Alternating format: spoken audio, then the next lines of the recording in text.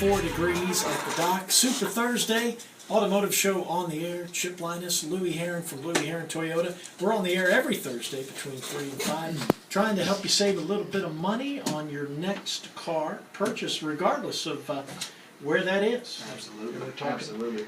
Where the other I would say, I call it a myth, but they call it a scam on Forbes.com.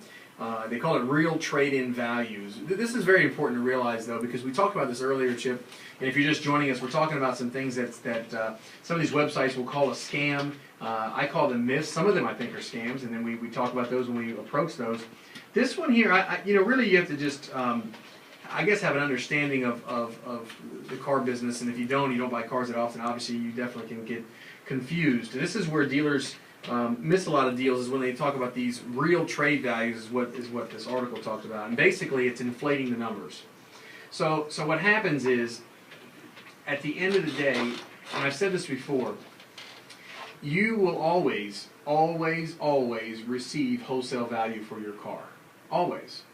Every time, without fail, no exceptions.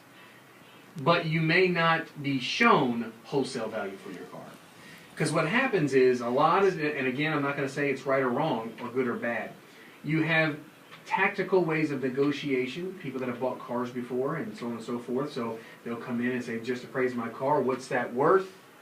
And unfortunately, managers are trained, basically, the guy that walks in and says, hey, what's my car worth? Well, sir, do you know what you want to buy? Or you have, well, it doesn't matter what I want to buy. What's my car worth? Okay, no problem. So we'll give you value in your car. So they go to this approach, and so the manager already knows. He looks at the book, he looks at the auction, he looks at all the reports, he looks at everything, he assesses his number, he makes 2 or 3 calls, he comes up with a number. He's okay, it's a $10,000 car. But the guy that wants to see his trade-in value doesn't want to see $10,000. He doesn't want to see wholesale, because he's already been on Auto Trader, and he sees 30 of them listed for $13,800, $14,100, $13,900, right? So the manager's gone through this experience gazillions of times. So he over-allows in conversation to the customer, sir, the trade's probably somewhere worth between 13 and 15 grand, give or take. I can make a few more calls to make sure and get you the most. But is there a car you'd like to apply that to, or you want us to buy it outright? And at that point, you have a discussion, or whatever the case may be. And what he'll do is offer a trade allowance. Okay, and that's why they call it trade allowance, because they're allowing you that much money against whatever you want to buy. Now, most people that don't buy cars every single day, believe it or not, they leave there. And when you follow up, they will say, hey, we would have bought from you, but so-and-so gave us $1,000 more than you. Yeah. And as a dealership, as a manager, as an employee of the dealership that sees tons of these deals, you scratch your head and goes, wow, that customer does not understand that what you show. And that's what I told you earlier, is if you got a $100,000 car and an $80,000 trade, you have a $20,000 difference. It's a $20,000 difference, regardless if it's a $1 million car and $980,000 trade-in value. It's a $20,000 difference, you know. And these numbers keep inflating, but when customers are honed in on, I got to get payoff for my trade. I owe 17. I'm not going to be upside down. I want 17. Well, you know, a lot of these slick dealers say, okay, no problem. We'll give you an allowance of 17 grand. Good. Okay, now let's go pick out a car. Well, that just means basically you're not going to get much of a discount on the car you buy. Right. So, Louie, how many people do we know? They will trade in a bucket of bolts, a 1974 Yugo, and they'll come back and they'll say, XYZ gave me $8,000 for that. Yeah. He did not give you $8,000. Yeah, he did. Well, he gave me $8,000. And let me take it a step further. So if you're listening, what happens is you have rebates, incentives, dealer performance cash, retro numbers, end of the year number. You got all these little factors going in. And the managers at their luxury have the opportunity to utilize that when it's convenient. And you may come in on the right day. You may come in right when the incentive was laid out. You may come in on a day when the incentive's only 2 days left. So what happens is if you've got a $10,000 car but there's a $4,000 rebate, you now all of a sudden have a $14,000 car if it needs to be. Yeah. And then if you're a college grad and you've been in the military, you get an extra $500 for that and an extra $1,000 for military. So now all of a sudden you may have a $16,000 car. Well, if another manufacturer that you're dealing with, let's say you're looking at Honda, you're looking at Hyundai. If Hyundai doesn't have anything for military personnel, nothing for college graduate, and a $2,000 rebate, and they apply everything to the trade, you clearly will say, well, you know what, Hyundai only gave me 13, you were giving me 16, so I bought here. Yeah. You scratch your head and go, wow. I mean, they don't understand how they. Okay, we'll take the deal, or we lost the deal because Yes. Hyundai had something else that the Honda store didn't have. So it's very important. Like we always talk about, is do your research. You will always get wholesale value. It's very important to understand that. But the key, and people will say, well, if it sells for more on Auto Trader, how's that fair for me? Here's the deal. If you're going to get wholesale for your trade-in, the goal is to buy the dealer's car at wholesale.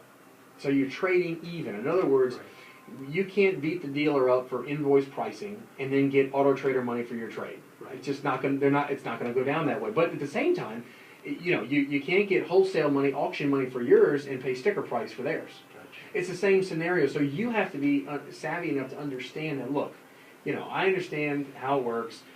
I know I'm going to get wholesale for mine, but I don't want to pay sticker for yours. I want a deal. I want to get down to, and that's what you do. So the thing is, with the Autoschool.com or KBB or Edmunds, you've got that access. Right. It's no surprise. There's no secret. So what you want to look at when you're looking at your trade is average or fair trade value. I would go to Kelly Blue Book.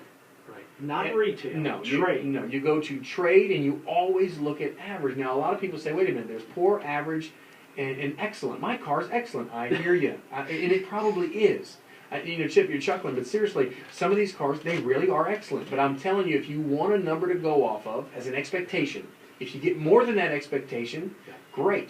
You can go in there. If you look at Kelly Blue Book, average trade-in, and you know that your car's worth 10 and excellent is 12, there's nothing wrong with you asking for 12. Sure.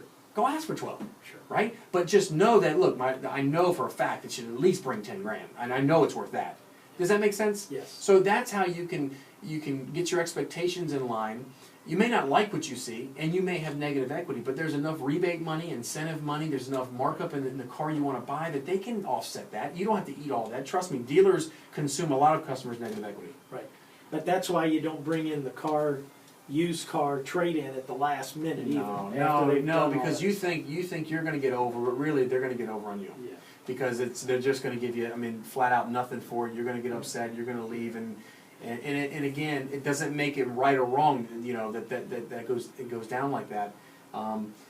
It is wrong not to be honest. From a dealer, no, side. right? No, I'm saying from a customer. I'm talking about when the dealer does that back. That's what I'm saying. If a consumer waits to the end and then throws it in, and the dealership comes back and gives nothing for it, they're in essence doing the same thing. Yes. In other words, you didn't tell me about it. Yeah. Okay, now I got it. Okay, well I'm going to show you 2,000. I can't. I've already showed you all the discount. Now I can't give you. You know what I'm saying? Yes. Yes. I know. And that creates an awful deal, and that creates a lose-lose, and more than likely you lose a customer for life, which is counterproductive and totally kills what any local dealer will ever try to do.